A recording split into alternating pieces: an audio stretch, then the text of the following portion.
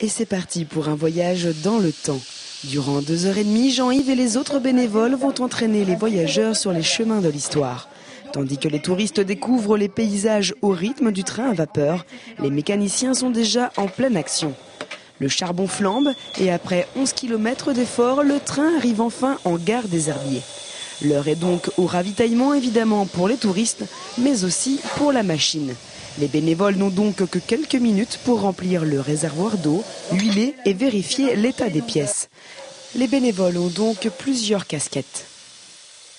Au chemin de fer de la Vendée, on fait tous les travaux de voile, la conduite, la chauffe, l'entretien du matériel.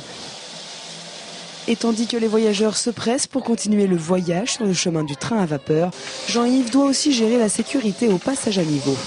Mais si depuis un an le retraité est embarqué dans cette aventure, c'est bien parce que le train est une histoire de famille.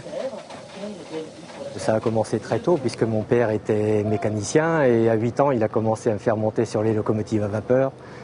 Les cadeaux de Noël c'était les trains électriques, de nombreux voyages en train et c'est resté toute ma vie. Quand il a fallu commencer à travailler, je suis évidemment rentré à la SNCF.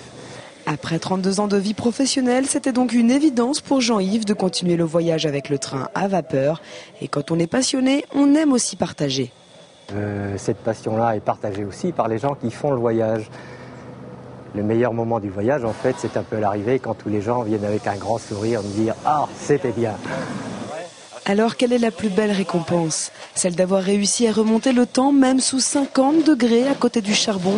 Ou celle d'avoir réussi à redonner une âme d'enfant aux plus anciens? Quelle que soit la réponse, l'essentiel est bien que ce train à vapeur ne connaisse jamais le terminus.